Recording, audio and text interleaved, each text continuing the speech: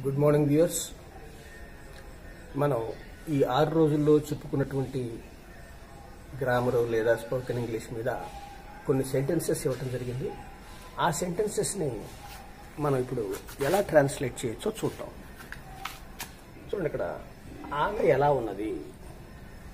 ఆమె ఎలా ఉన్నదంటే ఎప్పుడు సంగతి? నిన్న మొన్న సంగతి అయితే నిన్న ఎలా ఉంది, మొన్న ఎలా ఉంది, పోయిన సంవత్సరం ఎలా ఉంది అని అడుగుతాం, టైం మెన్షన్ చేస్తాం. లేదా భవిష్యత్తులో అయితే పలానప్పుడు వచ్చే సంవత్సరం ఎలా ఉంటుంది అంటాం. సో మామూలుగా టైం మెన్షన్ చేయకుండా ఎలా ఉంది, ఎక్కడ ఉన్నావు, ఇలాంటి క్వశ్చన్స్కి దాని అర్థం ఏంటంటే ఇప్పుడు అని అర్థం, ప్రజెంట్ అని అర్థం. సో ఇక్కడ ఆమె ఎలా ఉన్నది అనే సెంటెన్స్ని ప్రజెంట్గా అనుకోవాలి. అంటే మనం present be forms be, am, is, are, was, were, will B.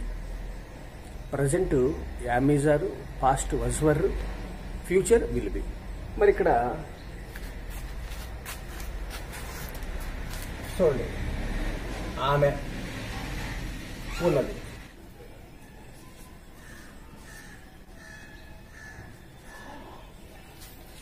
ఆమె ఉన్నది, షీ ఈజ్. ఆమె ఉన్నదా అంటే షీని తీసుకొచ్చి ఇక్కడ పెట్టాలి. Is she. ఆమె ఉన్నదా, ఎలా ఉన్నది, ఎలా, how is she. Question mark పెడతాం. ఎక్కడ క్వశ్చన్ మార్క్? ఇక్కడ క్వశ్చన్ మార్క్ పెడతాం. హౌ ఈజ్ షీ, ఆమె ఎలా ఉన్నది. అయిపోయింది.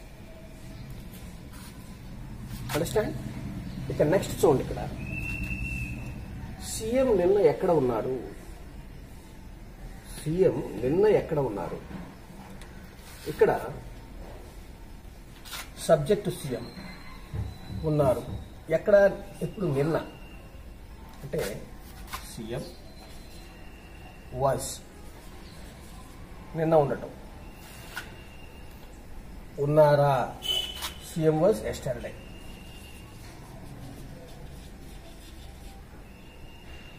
సీఎం ఉన్నారు నిన్న. ఇక్కడ ఎక్కడ ఉన్నారు, ఈ వజును తీసుకొస్తాం.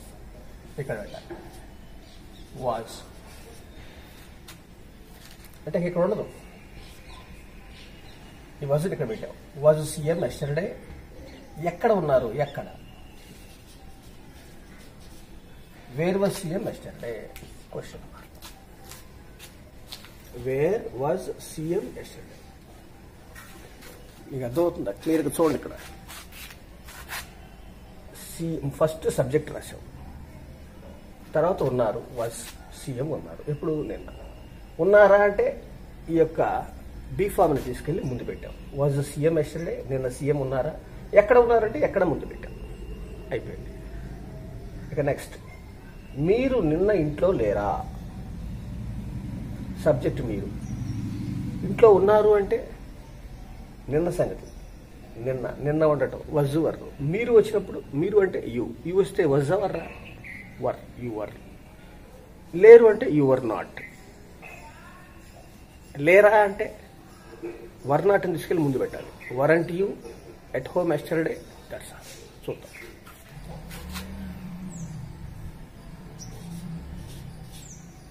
చూడండి, మీరు నిన్న నిన్న ఉండుట అంటే వర్. లేరు అంటే not, short form. You weren't at home.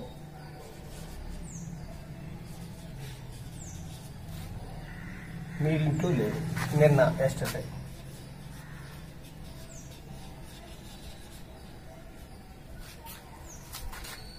ఇప్పుడు ఏం చేయాలి? దీన్ని ఇక్కడి నుంచి తీసుకొచ్చి ఇక్కడ పెట్టాలి.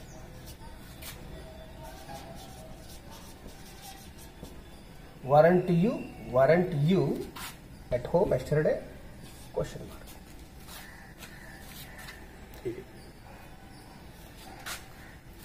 మీరు ఉన్నారు, you were.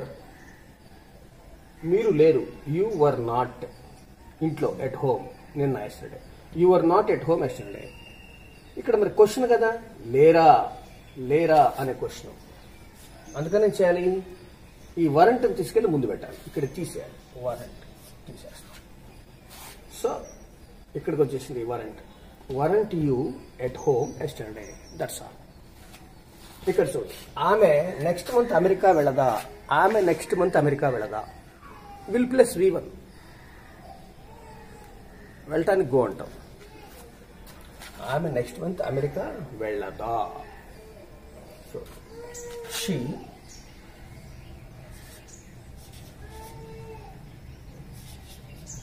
will not go to America next month.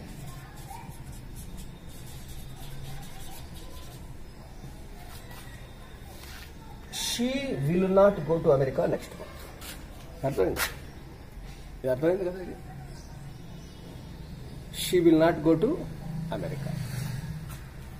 She will not go to America. అయితే మీరు ఇక్కడ గమనించాల్సిన అంశం ఏంటంటే, షీ విల్ నాట్, విల్ పక్కన నాట్ చేర్చి విల్ నాట్ అని ఎప్పుడు రాయకూడదు. Will plus not is equal to won't అనే రాయాలి. ఓకే,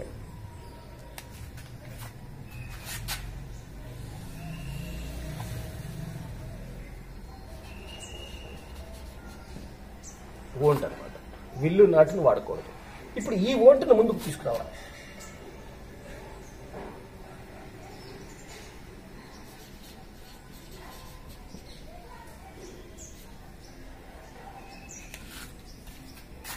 సో మీకు అర్థమైందా గైస్? చూడండి, she will not go to America next month. Will not go to, will go to అంటే వెళుతుంది, విల్ నాట్ గో టు అంటే వెళ్ళదు. విల్లు నాట్, మనం విల్లు నాట్ అని రాయకూడదు. విల్లు నాట్ని మనం ఎప్పుడు కూడా కలిపి రాయాల్సిందే. Will not is equal to won't, WON apostrophe T, అంటే అపాస్ట్రఫీ పెట్టాలి, వోంట్ అనాలి. Will not is equal to won't. So ఈ వోంట్ను ముందుకు తెచ్చాం. Won't she go to America next month? Question mark పెట్టాలి. Question mark. ఓకే, సో జాగ్రత్తగా వినండి, జాగ్రత్తగా అబ్జర్వ్ చేయండి, మీకు క్లియర్గా అర్థమైపోద్ది.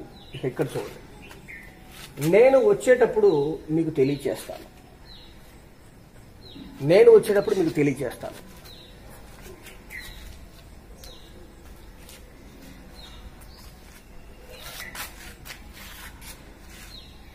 చూడండి, నేను వచ్చేటప్పుడు మీకు తెలియచేస్తాను అంటే, నేను వచ్చేది ఎప్పుడు? భవిష్యత్తులో, అప్పుడు తెలియచేస్తాను. భవిష్యత్తులో వచ్చేటప్పుడు అంటే మనం రావటము ఫ్యూచరే, తెలియచేయటము ఫ్యూచరే. అప్పుడు మనం ఏం చేయాలి? చూడండి, when I will come, I will inform you.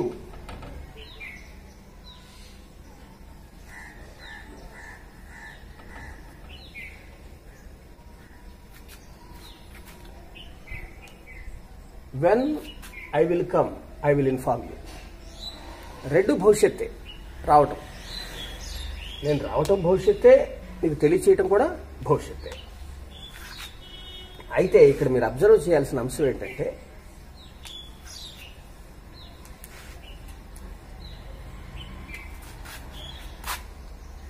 రెండు ఫ్యూచర్ వచ్చినప్పుడు మొదట దానికి విల్లు పెట్టాం. మీకు అర్థమైందా? రావటం భవిష్యత్తే, ఇన్ఫార్మ్ చేయటం భవిష్యత్తే, కానీ రెండు విల్ ఫార్మ్స్ వచ్చినప్పుడు అంటే రెండు ఫ్యూచర్ టెన్స్లో వాడవసరం లేదు, ఒకే సెంటెన్స్లో. అంటే రెండు క్లాజులు ఉన్నప్పుడు మొదటి క్లాజులో ఫ్యూచర్ వాడక్కర్లా, విల్లు వాడక్కర్లా. మామూలుగా when I come I will inform you, నేను వచ్చేటప్పుడు మీకు తెలియజేస్తాను. వెన్ ఐ కమ్ అంటే అక్కడ దాని అర్థం వెన్ ఐ విల్ కమ్ అనే, కానీ విల్లు చెప్పకూడదు. దీని ఆన్సర్ అర్థమైందా మీకు? When I come I will inform you, అంతేగాని when I will come I will inform you అనకూడదు. రెండు ఫ్యూచర్ అయినప్పటికీ మొదటి ఫ్యూచర్ని ప్రజెంట్ సింపుల్ అంటే V1లో చెప్పాలి. When I come I will inform you, that's all. అలా చెప్పాలి. ఇక్కడ చూడండి, నీవు ఇండియా వచ్చినప్పుడు ఎందుకు తెలియచేయలేదు, నీవు ఇండియా వచ్చినప్పుడు ఎందుకు తెలియచేయలేదు అని అడుగుతున్నాడు. నీవు ఇండియా వచ్చినప్పుడు ఎందుకు తెలియచేయలేదు అనే దాన్ని ఎలా, నీవు ఇండియా వచ్చినప్పుడు, రావటం అంటే అయిపోయింది, యూ కేమ్ టు ఇండియా, దాని ముందు వెన్ పెట్టాలి. When you came to India, నువ్వు తెలియచేసావు, యూ ఇన్ఫార్మ్డ్, నువ్వు తెలియచేయలేదు, you did not inform you, తెలియచేయలేదా, డిడెంట్ యూ ఇన్ఫార్మ్ యూ, ఎందుకు తెలియచేయలేదు, why didn't you inform you. ఇది ఇంత సెంటెన్స్ ఉంది చూడండి. నీవు ఇండియా వచ్చినప్పుడు ఎందుకు తెలియచేయలేదు, ఇక్కడ క్వశ్చన్ ఇక్కడ ఉంది కాబట్టి దీన్ని మనం ఇక్కడ పెట్టుకుందాం. నీవు ఎందుకు తెలియచేయలేదనేగా, నీవు ఎందుకు తెలియచేయలేదు, ఇక్కడ చూడండి. యూ అంటే నీవు ఇండియా వచ్చావు, తెలియచేశావు, నాకు తెలియచేశావు. యూ కేమ్ టు ఇండియా,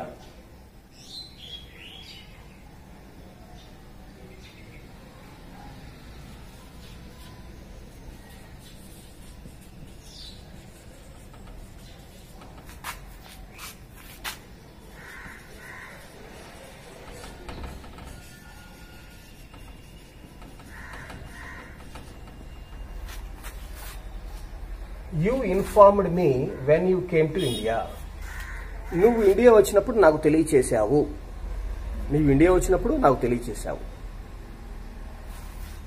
మరి ఇక్కడ ఎందుకు తెలియచేయలేదనే కదా, ఇక్కడ ఇన్ఫార్మ్డ్ వీటు ఉంది.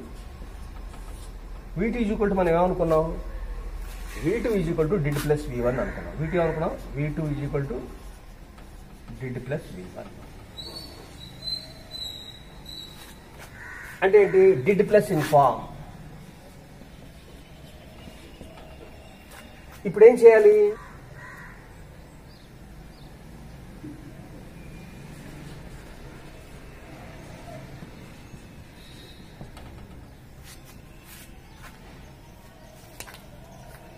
So why didn't you inform, ED తీసేయాలి.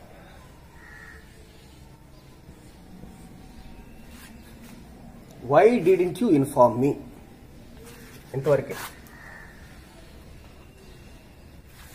Why didn't you inform me when you came to India, నీవు ఇండియా వచ్చినప్పుడు ఎందుకు తెలియచేయలేదు. Why didn't you inform me when you came to India. అయితే ఒకటి ఏమండి, when you came to India, ఈ when you came to India why didn't you inform me అంటే question చేసేటప్పుడు ఎప్పుడు కూడా ఈ మెయిన్ క్లాస్ ముందే పెట్టాలా, సబార్డినేట్ క్లాస్ ముందు పెట్టకూడదా, when you came to India why didn't you inform me అనకూడదా. అంటే క్వశ్చన్ చేసేటప్పుడు ఎప్పుడు కూడా మెయిన్ క్లాస్ ముందే పెట్టాలా, సబార్డినేట్ క్లాస్ ముందు పెట్టకూడదు అంటే పెట్టచ్చు. అంటే when you came to India why didn't you inform you అనొచ్చు. కాకపోతే బిగినర్స్ కన్ఫ్యూజ్ అవుతారని చెప్పి ఎప్పుడు కూడా ఆ క్వశ్చన్ ఉన్నటువంటిది అంటే ఆ మెయిన్ క్లాస్ని ముందు పెడితే బాగుంటుందని ఇలా చెప్తాను. కొంచెం అలవాటైన తర్వాత అలాగైనా చెప్పచ్చు. సో మీకు అర్థమైందా. సో టోటల్గా దీని ఆన్సర్ ఫైనల్గా why didn't you inform me when you came to India. తర్వాత వారు ఇక్కడ లేరు, వారు ఇక్కడ లేరు, చాలా సింపుల్ ఇది. వారు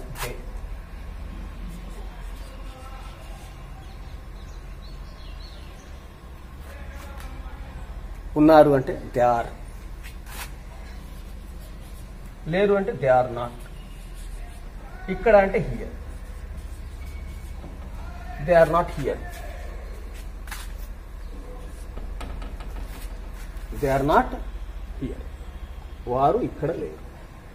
అందరూ బాగున్నారా, అందరూ బాగున్నారా, అందరూ బాగున్నారా, అందరూ అంటే ఆల్, అందరూ అంటే ఆల్. ఉన్నారు ఆల్ ఆర్, ఆర్ అంటే ఉన్నవి ఉన్నారేగా, all are. Well all are well, అందరూ బాగున్నారు. అందరూ బాగున్నారా అంటే యార్ తీసుకొని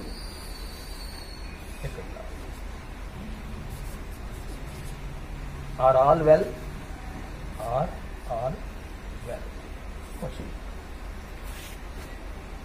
సో అండర్స్టాండ్. సో ఇలా జాగ్రత్తగా సబ్జెక్టు, బీఫామ్ ఎట్సెట్రా, టైం ఉంటే టైం, ఇంకేదైనా సరే. ఇది అర్థమైంది అనుకుంటాను. 8 సెంటెన్సెస్ ఇచ్చాము. 8 సెంటెన్సెస్ కూడా చక్కగా దాని ప్రకారం రాసుకున్నాం. చాలా జాగ్రత్తగా చూడండి. 1కి 2 సార్లు చూడండి.